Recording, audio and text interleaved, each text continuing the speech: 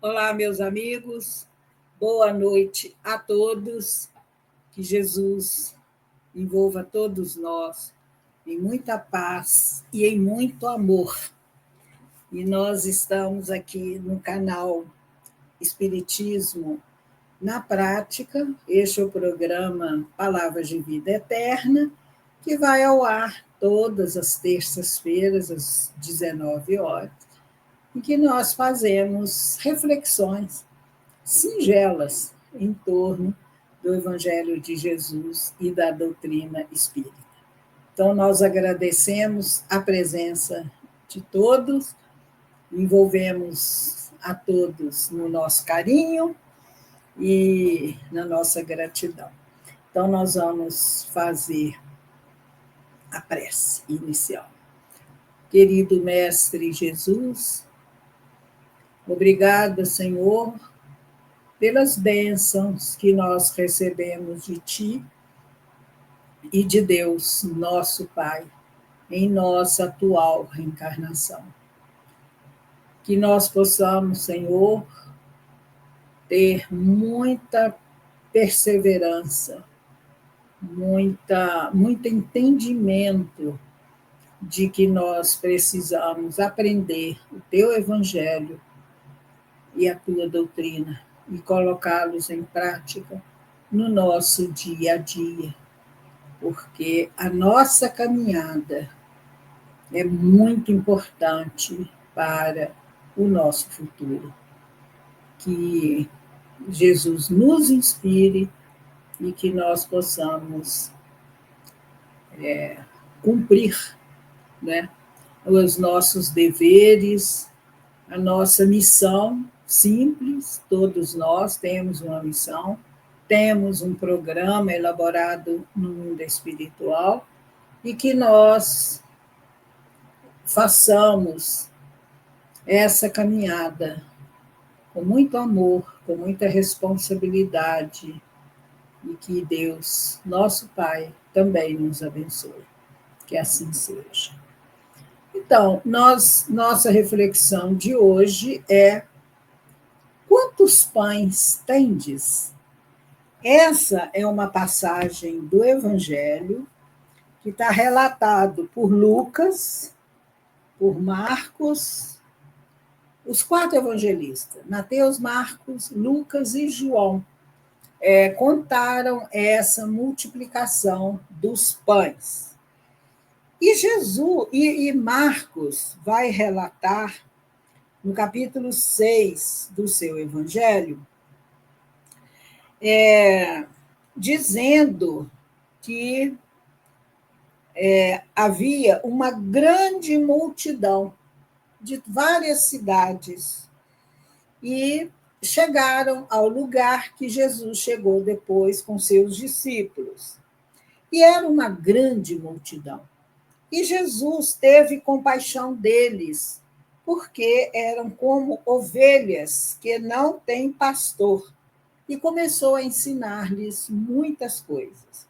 Isso está no Evangelho de Marcos, no capítulo 6, no versículo 34 e seguintes. E como o dia já fosse muito adiantado, os seus discípulos se aproximaram dele e lhe disseram: o lugar é deserto e o dia está já muito adiantado. Despede-os para que vão aos lugares e aldeias circunvizinhas e comprem pão para si, porque não têm o que comer. Jesus, respondendo, lhes disse: dai-lhes vós de comer. E os discípulos disseram-lhe: iremos nós e compraremos 200 dinheiros de pão para lhes darmos de comer? E ele disse-lhes: quantos pães tendes? Ide ver. E sabendo, eles disseram: 5 pães e 2 peixes. E ordenou-lhes que fizessem assentar a todos em rancho sobre a erva verde. E assentaram-se, repartidos de 100 em 100 e de 50 em 50. E tomando ele os 5 pães e os 2 peixes, levantou os olhos ao céu, abençoou, partiu os pães e deu aos seus discípulos, para que os pusessem diante deles. E repartiu os 2 peixes por todos. E todos comeram e ficaram fartos. E levantaram 12 cestos, cheios de pedaços de pão e de peixe. E os que comeram, os pães, eram quase 5.000 homens. Essa passagem é assim, além de bela, como todas as passagens do Evangelho, também traz muitos ensinamentos. Então, nós vemos aqui Jesus, mais uma vez, num lugar com seus discípulos, e uma grande multidão o seguia. Onde Jesus estivesse, havia uma grande multidão. Eram pessoas enfermas, pessoas obsediadas, pessoas com defeitos físicos, pessoas com perturbações mentais. Todos buscavam Jesus, porque sabiam que ele era o mestre, o profeta, e ele tinha condições de aliviar a dor dessas pessoas. E ali, então, havia uma grande multidão. E o dia já estava adiantado. E as pessoas tinham passado o dia sem comer nada, deveriam estar famintas. Então, Jesus pediu aos discípulos e os discípulos foram falar com Jesus que a multidão estava faminta, já eram muitas horas, e tinha gente que tinha andado horas e horas para chegar ali. Então, que eles estavam com muita fome. E Jesus, olha o que Jesus disse: dai-lhes vós de comer. Isso é uma lição para nós. Nós que conhecemos o Evangelho, nós que conhecemos a doutrina espírita, nós precisamos dar de comer a todos que chegam para nós. Comer, muitas vezes, o pão material, o alimento, né, para o corpo físico, e o pão espiritual. Os ensinamentos de Jesus, o Evangelho, porque Jesus disse: eu sou o pão da vida. Os seus ensinamentos é que alimentam o nosso espírito, que nos tornam pessoas melhores. E esses ensinamentos são preciosos. O que você ensina para o outro não se perde. É essa semente que nós precisamos semear, a semente do amor, das lições do Evangelho, porque mesmo que a pessoa não aproveite naquele momento, fica gravada em seu coração, em sua mente, e lá no futuro, ou no mundo espiritual, eles vão se lembrar, né? Do ensinamento. Então, é muito importante que nós ensinemos o Evangelho, nós que já conhecemos. Lembrando de São Francisco de Assis: pregai o Evangelho em todas as ocasiões. Se necessário, usai palavras. Então, Francisco de Assis está nos mostrando aí a importância do nosso exemplo, porque as pessoas vão olhar para nós, ver as nossas atitudes de cada dia, sentir, né, o amor que nós exteriorizamos, as boas energias, e eles vão ficar motivados para se melhorarem também. Então, é muito importante, né, essa compreensão desses ensinamentos. Então, guardem isso, dai-lhes de comer. Todos nós podemos dar uma cesta básica no centro espírita, né? Desocupar os nossos armários, doar o que nós não usamos mais, dar uma palavra de carinho, um sorriso, né? Calar uma ofensa. Tudo isso nós estamos dando do pão espiritual para as pessoas. Aí os discípulos não entenderam e falaram com Jesus, mas nós é que vamos comprar 200 dinheiros de pão para dar de comer a essa multidão? Porque era muita gente. Aqui no final, eles falam que eram quase 5.000 homens. Não contaram as mulheres e as crianças. Então, era muita gente, era uma multidão enorme. E os discípulos não tinham recursos para comprar alimento para aquela multidão toda. E Jesus pergunta, então, para eles, né? Quantos pães tendes? E falou com eles que eles fossem se informar. E ali por perto, naquela multidão, tinha um menino, um rapazinho, que estava com um cesto de pão e de peixe. Então, eles informaram e disseram, são 5 pães e 2 peixes. E Jesus, então, diz a ele para dizer para a multidão que se assentasse ali naquela relva, sentar no chão, né? E por que Jesus falou isso? Para eles se acalmarem, para eles ficarem quietos, né? E eles ficarem serenos ali, né? E aí, então, Jesus tomou dos pães e dos peixes, levantou os olhos aos céus, abençoou aqueles pães, também aqui nos ensinando que quando você se assenta de manhã para tomar o café da manhã, agradeça a Deus aquele alimento. Quando você se sentar para almoçar, faça uma pequena prece, fale com Deus obrigado por esse alimento e que na mesa dos nossos irmãos em humanidade não falte esse alimento, né? Seja grato a Deus. Então, partiu os pães, deu aos seus discípulos, repartiu os 2 peixes, que deu para todo mundo, e todos comeram e ficaram fartos. E ainda sobraram 12 cestos, cheios de pedaços de pão e de peixe. E ele, e todos ficaram saciados.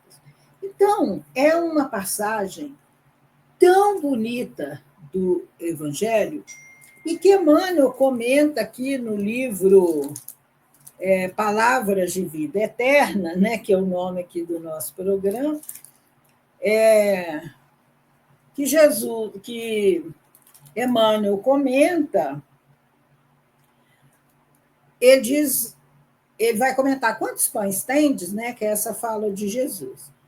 Aí ele diz assim, observemos que o Senhor, diante da multidão faminta, não pergunta aos companheiros de quantos pães necessitamos. Ele não perguntou isso. Ele perguntou quantos pães tens. E isso é uma lição para nós também.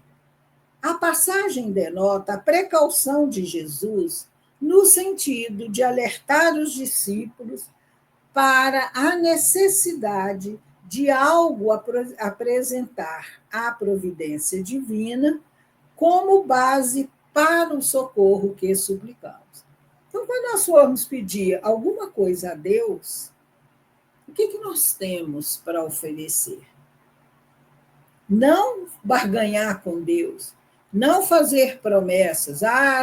Eu estou precisando de um emprego. Se o Senhor me conceder um emprego, eu vou ficar 1 ano sem comer pão, por exemplo. Essas coisas aí que as pessoas prometem, né? Ou eu vou subir a escadaria da Penha, ou aqui da minha cidade, de joelhos. Esses cultos exteriores, essas ações exteriores, não nos melhoram.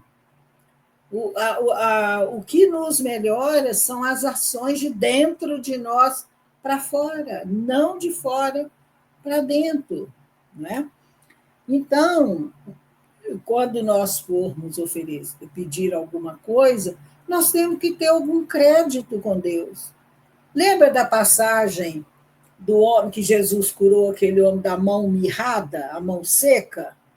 Muitos de nós têm a mão seca, porque não pratica boas ações, não ajuda ao próximo. Então, as nossas mãos deveriam sempre estar iluminadas, cheias de luz, pelo bem que nós distribuímos. Né? Tem aquela música tão bonita, né? Fica sempre um pouco de perfume nas mãos que oferecem rosas, nas mãos que sabem ser generosas. Então, o bem que nós fazemos para o outro, o maior beneficiado somos nós. E a gente consegue muitos amigos assim, porque quem você auxilia fica grato a você, inclui você nas preces. Olha só, e os amigos espirituais também, né, nos auxiliam, porque nós temos merecimento. Então, fazer o bem, estender as mãos para as pessoas, né, para erguê-las, para dar-lhes um copo d'água, um alimento, e para fazer uma prece para auxiliar é muito importante. Em verdade, o Mestre conseguiu alimentar milhares de pessoas, mas não prescindiu das migalhas que os apóstolos lhe ofereciam. Ele podia ter feito isso sozinho. E por que Jesus multiplicou os pães e os peixes? Kardec vai explicar isso no livro A Gênese. Jesus era o médium de Deus. Jesus sabia manipular fluidos. Então, foi isso que ele fez. Ele não derrogou nenhuma lei, não fez milagre, não. Os milagres de Jesus é um capítulo do livro A Gênese, que Kardec explica muito bem. O ensinamento, diz Emmanuel, é precioso para a nossa experiência de oração. Não vale rogar as concessões do céu, alongando mãos vazias, com palavras brilhantes e comoventes, mas sim pedir a proteção de que carecemos, né, de que necessitamos, apresentando em nosso favor as possibilidades ainda diminutas de nosso esforço próprio. Quer dizer, antes de pedir qualquer coisa, você precisa ter muitas boas ações em seu favor. Não é? Não adianta solicitar as bênçãos do pão imobilizando os braços no gelo da preguiça, como é de todo impróprio rogar os talentos do amor, calcinando o coração no fogo do ódio.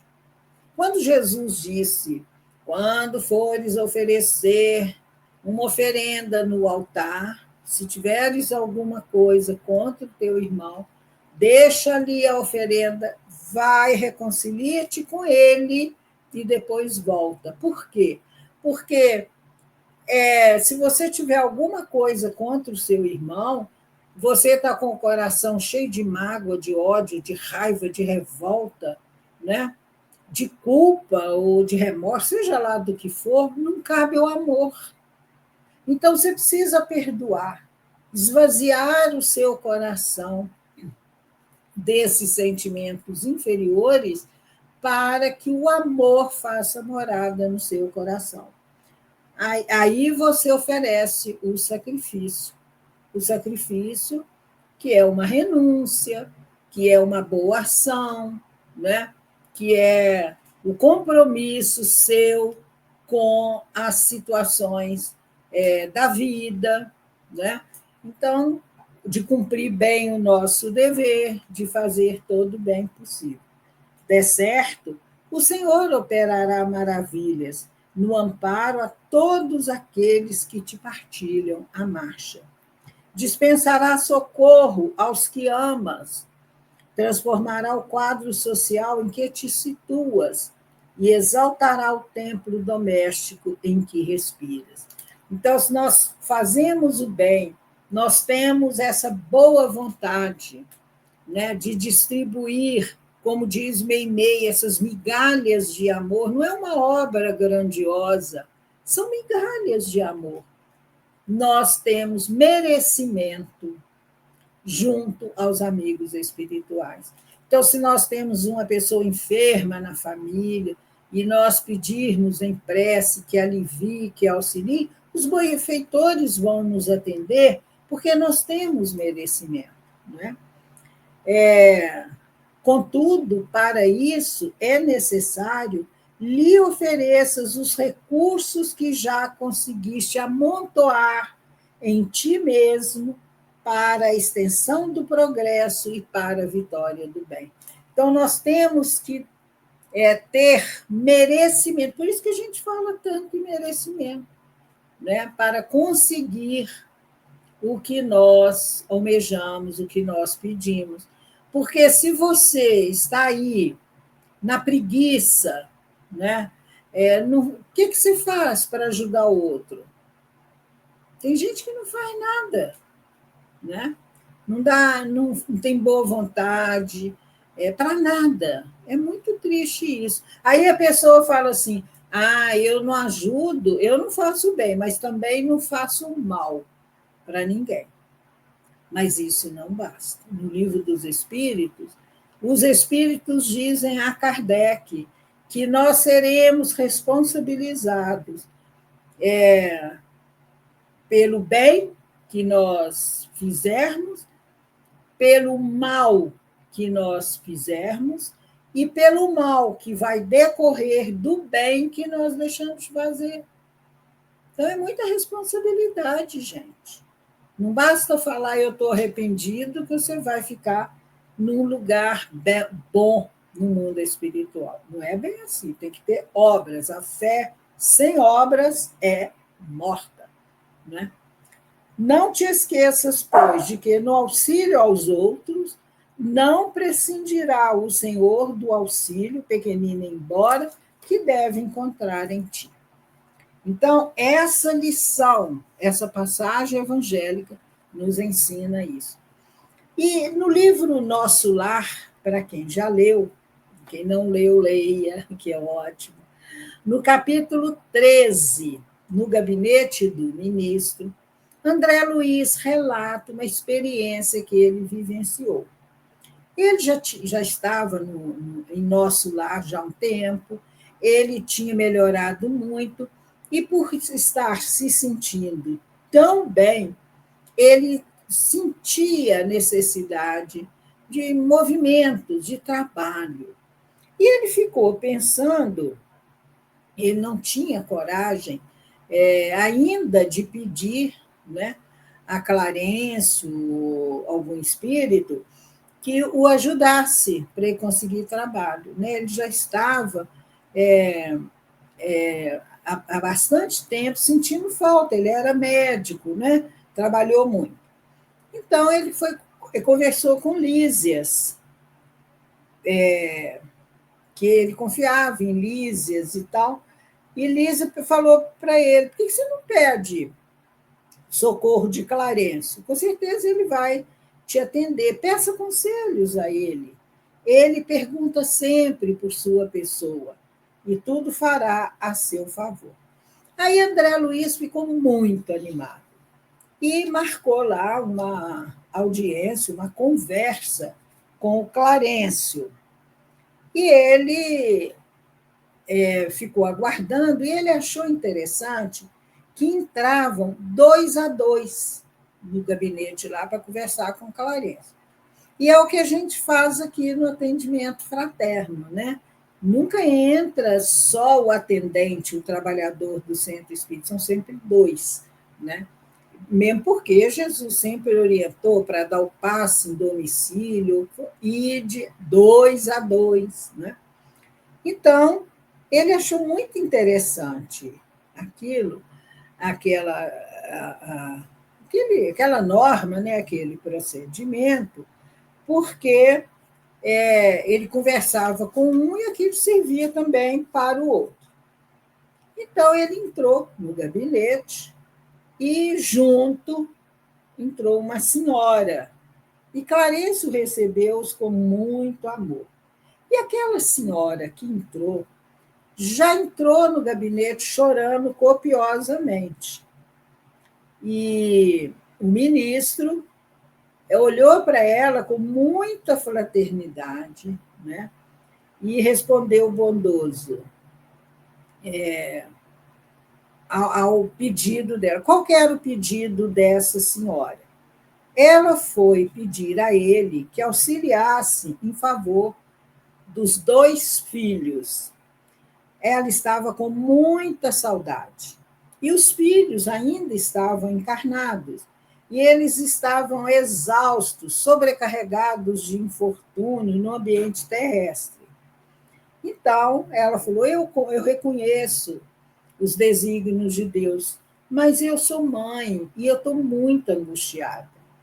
Então, Clarencio fala assim com ela: mas se a irmã reconhece que os desígnios do Pai são justos e santos, o que me cabe fazer? Aí ela falou: desejava, ela replicou aflita, que me concedesse recursos para protegê-los eu mesma nas esferas do globo. Ah, Clarencio respondeu, só no espírito de humildade, minha amiga, e de trabalho é possível a nós outros proteger alguém. E aí ele vai falando com ela e diz assim: o Pai criou o serviço e a cooperação como leis que ninguém pode trair sem prejuízo próprio. Nada lhe diz a consciência nesse sentido? Quantos bônus horas poderá apresentar em benefício de sua pretensão? Aí ela, hesitante, ela falou assim: 304. Aí Clarencio disse para ela: é de lamentar, pois aqui se hospeda há mais de 6 anos e apenas deu à colônia até hoje 304 horas de trabalho.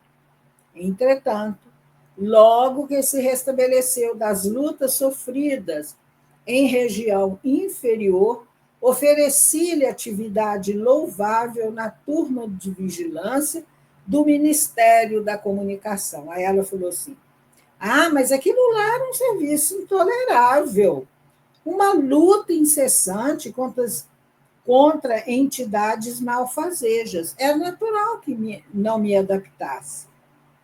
Clarencio estava imperturbável, sereno, sorrindo, e disse para ela: coloquei depois entre os irmãos da suportação nas tarefas regeneradoras. Pior, exclamou a senhora, aqueles apartamentos andam repletos de pessoas imundas, palavrões, indecência, miséria.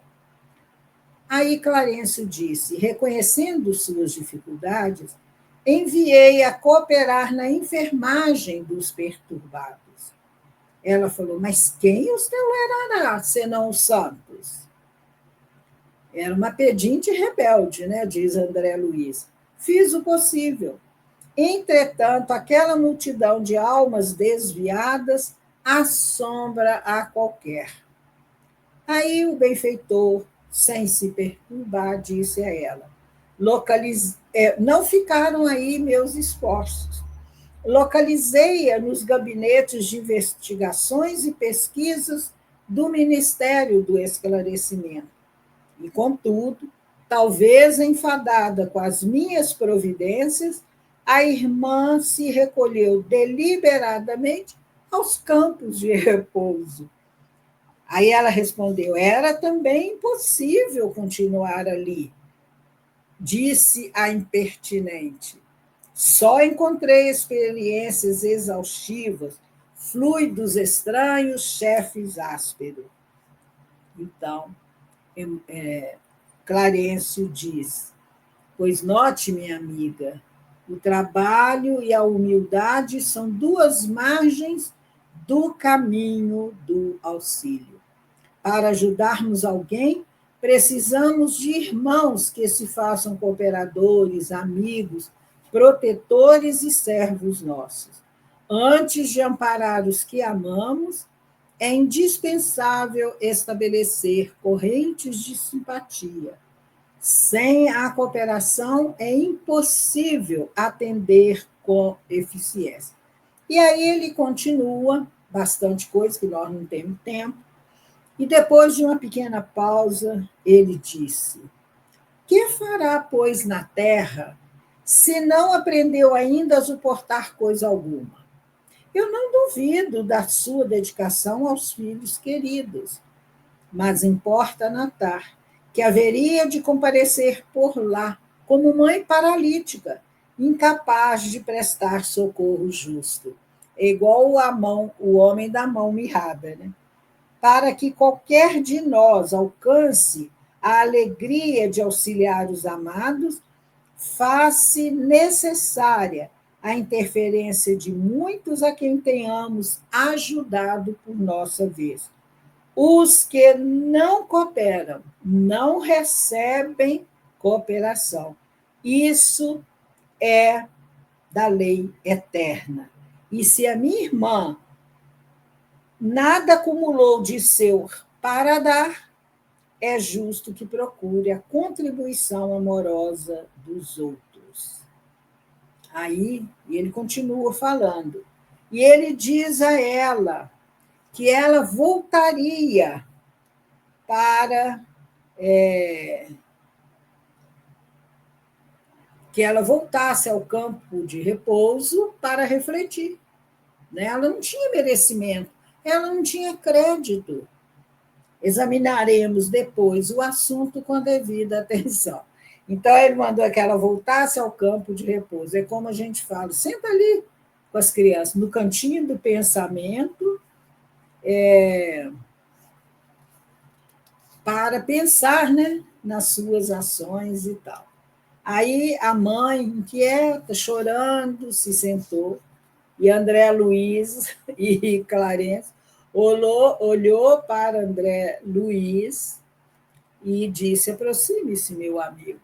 E ele se levantou hesitante para conversar. Quer dizer, ele já vestiu, aprendeu as lições ali, ficou meditando. Né? Então, a gente tem muita coisa para pensar. E eu acho que esse exemplo aqui de André Luiz encaixa muito bem nessa passagem evangélica. Quantos pães tendes? O que nós temos de nós para dar em benefício nosso e do nosso próximo? É para a gente pensar. Então, vamos fazer a prece final, agradecendo a Deus, a Jesus, aos bondosos amigos espirituais, todas as bênçãos, as oportunidades de trabalho, de aprendizado que nós recebemos do amor deles. Que nós tenhamos bem claro em nós a necessidade da importância de compreendermos a importância do trabalho no bem, que é benefício não só para o outro, quando nós auxiliamos, mas principalmente para nós. Que nós tenhamos merecimento de estar junto a Jesus, colaborando na obra de evangelização dos nossos irmãos em humanidade. E, primeiramente, evangelizando-nos a nós mesmos. Muita paz, que Jesus nos abençoe e nos fortaleça. Que assim seja. Até a próxima semana, meus amigos. Muito obrigada.